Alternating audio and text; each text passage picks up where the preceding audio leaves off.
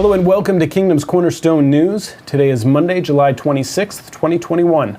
I'm Jamie Keever. TheHill.com released an article last week reporting the Senate Armed Services Committee is submitting its annual defense policy bill requiring women to register for the draft. The Hill article reports the National Defense Authorization Act, approved by the committee, amends the Military Selective Service Act to require women to now register. Now, the last time the U.S. instituted a draft was the Vietnam War, and Pentagon officials have repeatedly said they intend to keep the force all volunteer. This according to the Hill article, which we'll be sure to link to in the description of this video so you can read it in its entirety. But it brings up some very interesting points. I mean, what does this say about us as a nation? That we'll force our women to fight our wars? That we're woke? On the other hand, Israel has mandatory service requirements for both their men and women. But is this really the same thing? They have enemies on all sides, some swearing never to stop fighting until Israel is wiped off the face of the earth, which, by the way, will never happen. What do you think? If you've got an opinion, leave a comment in the comment section below and let's continue the conversation. Elsewhere in the world, India continues to have issues with landslides triggered by heavy monsoon rains. Last week, more than 30 people were killed. This week, the numbers are much worse. Out of the Associated Press, 50 injured, at least 113 people killed, and over 100 people still missing. A government spokesperson said over 130,000 people were rescued from nearly 900 villages across the western Indian state of Maharashtra. In Paris, the lower house of France's parliament approved a law last week requiring virus passports to enter all restaurants and to travel within the country. It also mandates vaccinations for all healthcare workers. The French government says this is needed to protect the vulnerable populations and hospitals as COVID infections rebound and to avoid new lockdowns. Now, protesters took to the streets to rally against the bill, clashing with police on Saturday. Legislators in France's Senate continue to debate the bill after the lower house's Friday approval. All this while infections and hospitalizations continue to rise. Unrest in Tunisia as the president, using special constitutional measures to freeze parliament, fired the country's prime minister and froze parliament. This after violent demonstrations over the country's pandemic and economic situation. Thousands of people defied virus restrictions and scorching heat to demonstrate Sunday in cities throughout the country. In Siliana, about 120 kilometers southwest of the capital, protesters attacked and ransacked the offices of the Islamist movement in Hada, the dominant force in parliament. The party denounced the attack, saying criminal gangs from inside and outside Tunisia are trying to seed chaos and destruction in the service of an agenda aimed at harming the Tunisia democratic process. In Afghanistan, the Taliban insists there won't be any peace until there's a new negotiated government in Kabul and President Ghani is removed. It is necessary that all Afghans should have or should agree upon a new government, and that government would replace this Kabul administration. And that government will be acceptable to us and to other Afghans. The Taliban have swiftly captured territory in recent weeks, seizing strategic border crossings and threatening a number of provincial capitals. All this as U.S. and NATO soldiers exit Afghanistan, leaving many who once helped the United States high and dry. Prompting this condemnation by State Department Principal Deputy Spokesperson Jelena Porter. Recent reports of violence and atrocities against interpreters and other Afghans indicate local Taliban forces are showing little regard for human life and human rights on the ground. We vehemently condemn these targeted attacks, the destruction of vital infrastructure, as well as other attacks against the people of Afghanistan. She went on to say the following. The Taliban must go beyond issuing statements denying territorial offenses and targeted attacks. If this is truly not Taliban policy, their leadership should condemn these atrocities and violations of basic rights. They must proactively prevent their forces from carrying out these actions on the ground. We continue to call for an immediate end to ongoing violence, which is largely driven by the Taliban. Now, we'll continue to cover the region and other global events relevant to citizens of the kingdom that will have no end, a kingdom that is even now in our midst. We'll be right back. Hi, I'm Abby Johnson, founder of And Then There Were None, a nonprofit that helps abortion workers leave the abortion industry. You may not realize it, but it can be nearly impossible for people who've worked within the abortion industry to leave, even if they want to.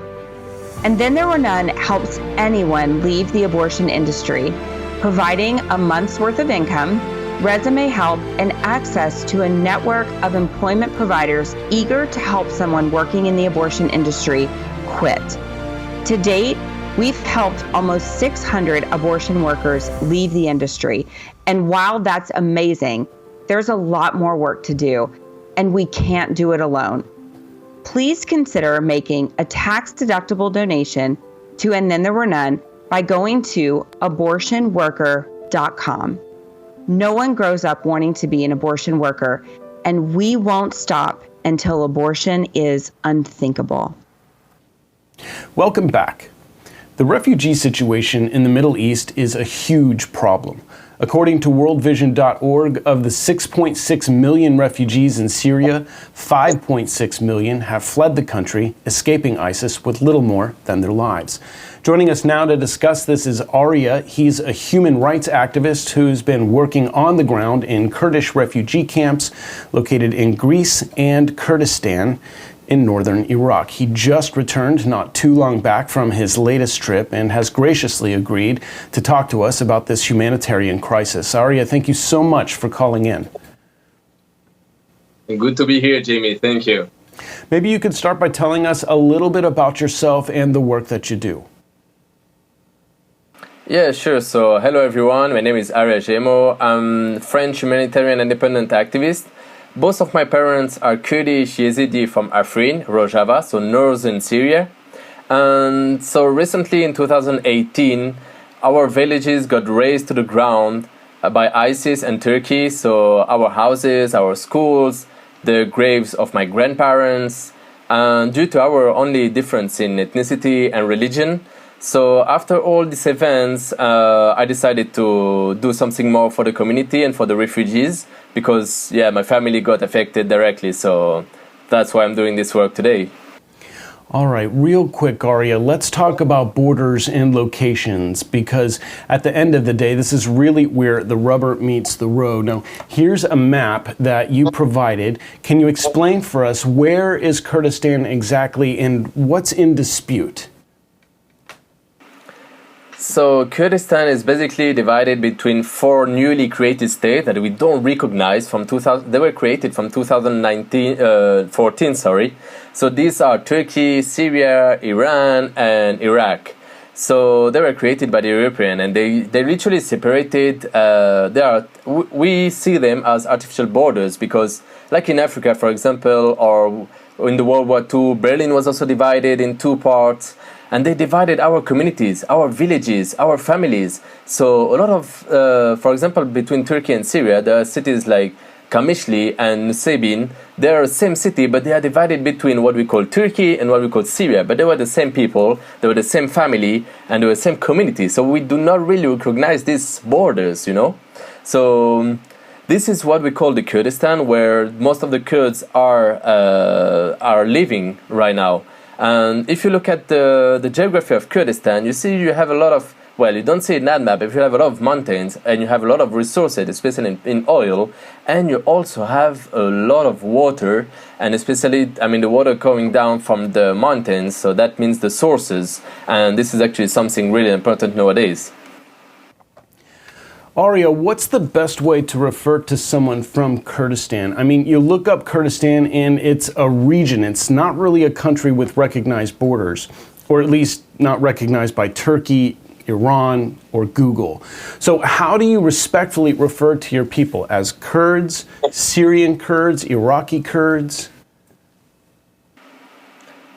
Well, we usually say a Kurd from Kurdistan because, as I said, we don't really say Turkey, Syria, and stuff like that, the other states. And but we can also use the expression of Kurds from the north, that means the Turkish part. We can say Kurds of the south, that means the Iraqi part. We can say also Kurds from the west, that means the Rojava, the Syrian part, that's where I'm coming from. And also finally the east, where it is the Iranian part of Kurdistan. But we barely say Iranian, Turkey and stuff like that. We use it for to make the other people understand, where is located the Kurdistan, because sometimes it can be confusing. But as a Kurds, we say either north, east, west, east. We don't really mention the other countries. I see. Now, what's behind the hostility from these nations? Is it religious in nature, geographic? Is it fundamentally a racial issue? Well, Jamie, there is both, actually. As these nations, as I've said, from 1914 and after the wars were created by the Europeans, in order to strengthen these countries, they raised nationalism, So that a nationalism in the way that denies and erases the differences of the other minorities. It's like there is only one people, one nation, one flag. And so we could erase the Armenians in 1915, the Kurds, the Yazidis, and the other minorities.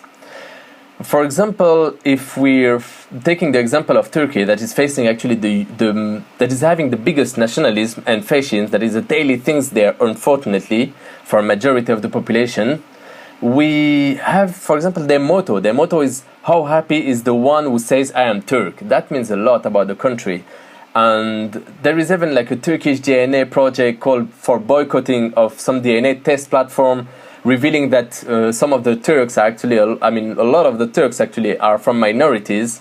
So there is this racial part, it's like there is no minorities, there is Iranian, there's a lot of nationalism in the Iranian, there's Iranian, Turks, Arabs, that's it. There is no minorities, doesn't exist, But in fact, it's not true. And the process of acculturation, so to go to someone and to say, hey, you're not French anymore, you're German, or you're not Jamie, you're not American, you're Mexican. I will come to it's really difficult. It's a long process. It's not efficient because still today the Kurds are still picking their own language and stuff like that. But it was also religious. That's where the religion is coming from. So there's this hostility as well. The Kurds were at the beginning and from one of the first religion, the Yazidis. And there was a big difference with Islam and with the other religions that were newly coming. Yazidism is from more than 6,000 years ago, so it's even before the Jews, So they were saying to the Kurds, okay, stay Kurds, but remove the Yazidi, just be Muslims and stuff like that. So this kind of hostility started to be created, and also in the area, in the Middle East, one of the main factor is to use religion as the mean for the politician to push their calendar at the political agenda. We have definitely seen that. What are some of these hostile nations doing, and why so many refugees? We're talking a lot of people. Yeah, indeed. So you have to know that the Kurdish conflicts is actually older than the Palestinian one. So these injustices are numerous, and they are from the grandparents. And if you want, there are two major axes and means to create refugees. One is economically, and the other one is military. In the newly created states, so Iraq, Turkey, Syria, Iran, the Kurdish populated region are subjected to intentional underdevelopment policies since decades in terms of education, infrastructure, so roads, electricity, water, internet, and also industries and jobs. There were a lot of conflicts recently against the Kurds, against the Yazidi. We heard a lot of massacres and the invasions, the bombings. So for example, my village were completely erased. So my family in Rojava, I had around 14 uncle and aunt, and now there's only one left.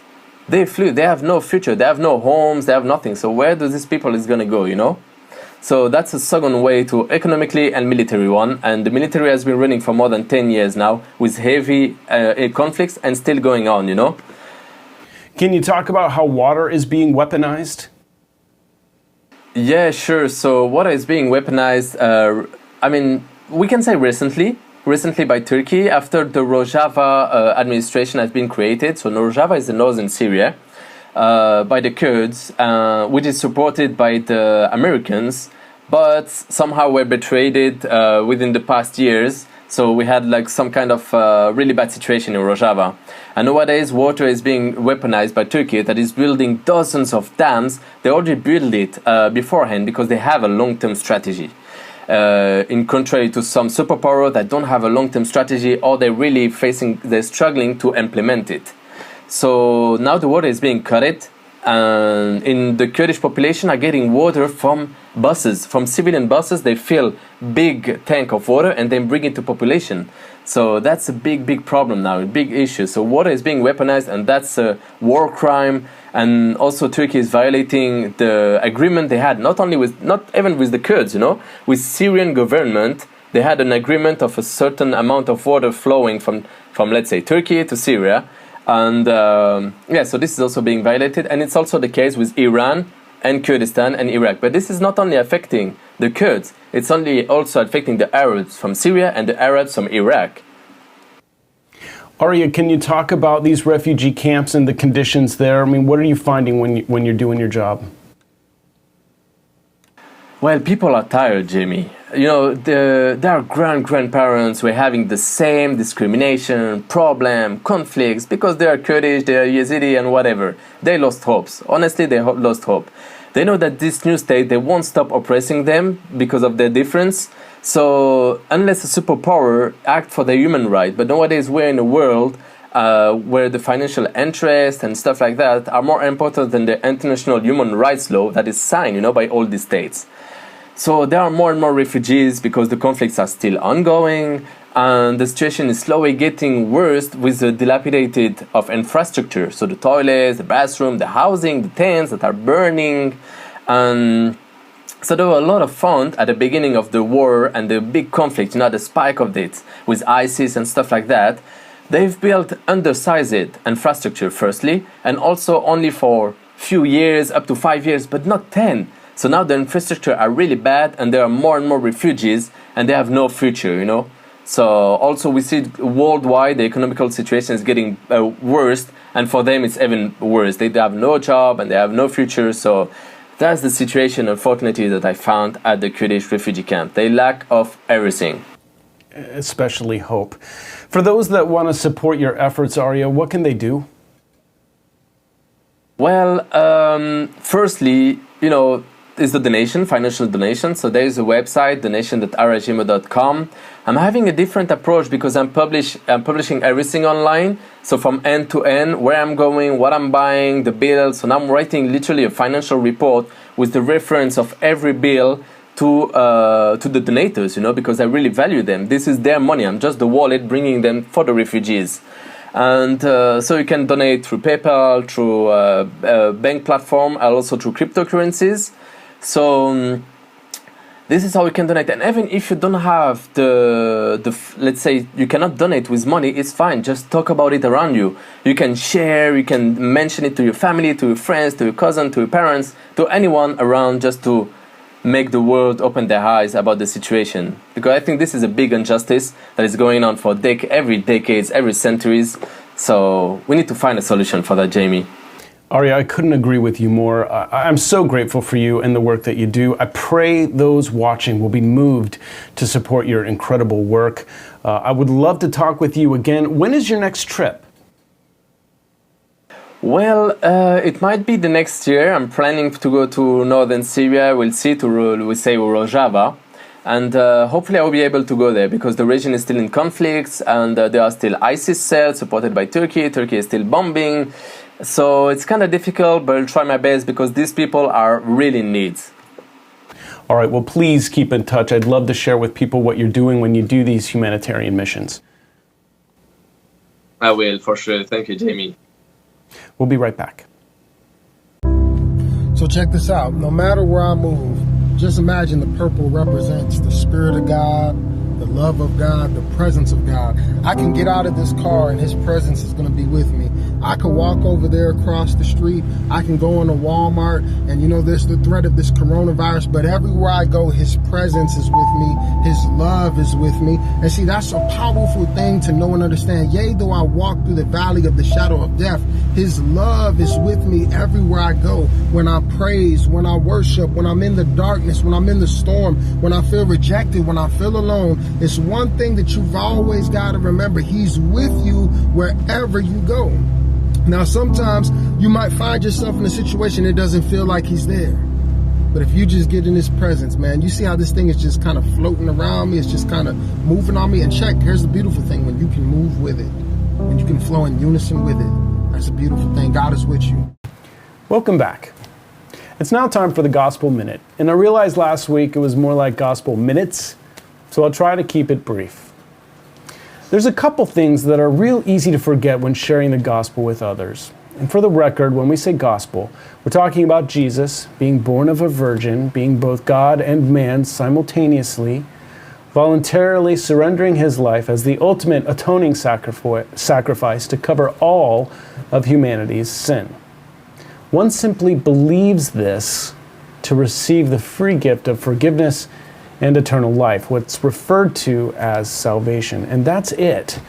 You believe and your sin is forgiven and you're free to relate to God. And it sounds great, but what does it really mean? I mean, say you've made the choice to believe. Now what? Yeah, it's a bit awkward, but you're going to try. Now what? Well, there's a couple things. First, you can get really excited because now you get to live forever. I mean, think about that. Your body, your current flesh, that's going to die, but the promise of faith in Jesus is a resurrection and glorified body that will not see decay. It'll not sin. It's an amazing thing when you wrap your head around it, and certainly worth getting excited about. Next, start your internal dialogue with God through prayer. Find a quiet place and begin to reach out to him through an internal dialogue through prayer. Then reach out to someone you trust and share your good news. You want to find a church, learn about corporate and personal worship, and just know that you are in for such an amazing ride. And that's part of the gospel too, the ride, the worship, the friendships, our very own promised land, a kingdom that will have no end, a kingdom that is even now in our midst. Hey, don't forget, you can watch the show on YouTube, Vimeo, and Odyssey, but if any of those platforms don't work, kcn.dekeeb.com will always be the #1 spot I'll reliably put out the show. Thank you so much for watching Kingdom's Cornerstone News. We'll see you next week.